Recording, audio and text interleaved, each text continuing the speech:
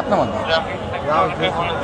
খুলনা মহানগর বিএনপি ও জেলা বিএনপি কর্তৃক আপনার ভাই আজকের এই মহান বিজয় দিবস উপলক্ষে আয়োজিত বানাডোরের পূর্বক সংক্ষিপ্ত সমাবেশের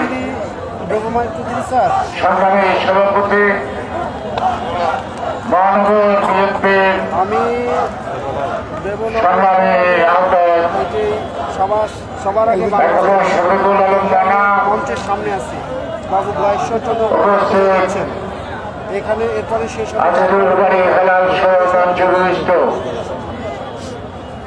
সহকর্মী নেতৃবৃন্দ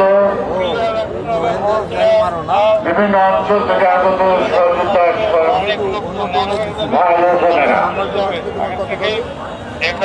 আজকে 16ই ডিসেম্বর বিজয় দিবস। মহান স্বাধীনতার ঘোষক শহীদ জিয়াউর রহমানের 27শে মার্চ এক প্রকার ভাষণের মধ্য দিয়ে যুদ্ধের সূচনা করেছিলেন। সমাপ্তি হয়েছে 16ই ডিসেম্বর। আমরা স্বাধীন দেশ, স্বাধীন পতাকা, একটি জাতীয় সঙ্গীত পেলাম, কিন্তু যে কারণে স্বাধীনতার যুদ্ধ, সেই যুদ্ধের ফলাফল আজও জনগণ ভোগ করতে পারছে না। আমি আমার বক্তব্যের কারণে সেই মহান মুক্তিযুদ্ধে যারা আত্মদান করেছেন, শহীদ হয়েছেন, তাদেরকে আমি শ্রদ্ধা করি। যারা বন্ধুত্ববরণ করেছেন, এখনো মানবতার জীবন যাপন করার শেষে তাদের প্রতি সম্মান ও সহানুভূতি, তার পরিবার পরিজনের প্রতি আমাদের সহানুভূতি সবসময় অব্যাহত থাকবে।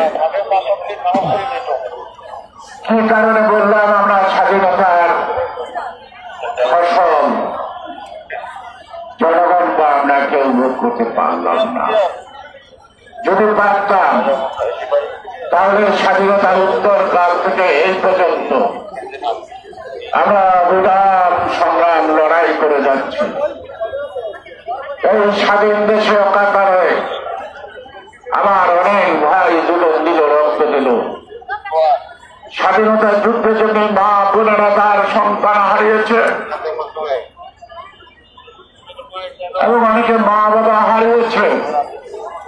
আমরা 53 বছর যাবৎ অনেক সন্তান হারা মায়ের আওয়াজ এখনো আমাদের কানে আসে। এখনো আমাদের অনেক ভাই গুম হয়ে গেছে, তাদের আমরা এখনো পাচ্ছি না। স্বাধীনতায় আমার মা বোনেরা সংগ্রাম দিয়ে এই স্বাধীনতায় এনেছে। এই 53 বছর বয়সে বাংলাদেশের স্বাধীন দেশও আমার মা বোন নয়, শিশুরাও আজকে তারা সংগ্রাম হারাচ্ছে। এখনো খুন হচ্ছে, এখনো শহীদের কাতারের মিছিলটা ছোট নয়। শুধুমাত্র শেষ প্রান্তে 5ই আগস্টের সেখানে প্রায় 2000-এর লোক, কত লোক শহীদ হয়েছে। শহীদ হচ্ছে ছাত্র জনতা, শহীদ হচ্ছে আমার কিশোর কিশোরীরা। আমরা 16 বছর শুনেছি কোরআন, রেডিও, টেলিভিশন, পেপার, পত্র পত্রিকায় এদেশের শেখ মুজিব ছাড়া আর কেউ নয়। আর যদি স্বাধীনতার ঘোষণা দিয়েছিলেন, যুদ্ধ করেছিলেন, সেই শহীদ জিয়াউর রহমান সহজে নানা ধরনের অপমানজনক কথাবার্তা রাষ্ট্রে বলতে হয়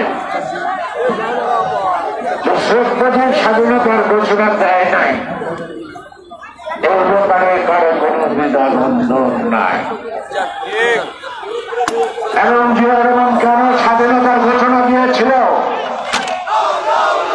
একটু চুয়াত্তর